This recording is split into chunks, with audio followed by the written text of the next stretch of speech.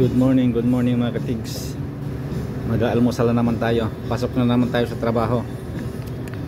Kailangan mag-almusal para hindi hihina-hina.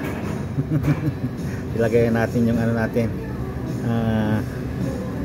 hani-hani natin. Ang oatmeal na walang kamatayan na may mayonnaise. At ang aking panulak ay yan, yung brewed coffee na walang anuman, walang halo,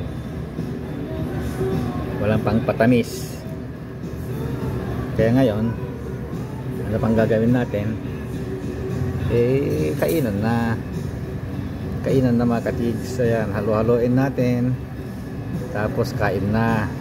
Ganyan lang, simple na agahan. Okay mga katigang, bye bye.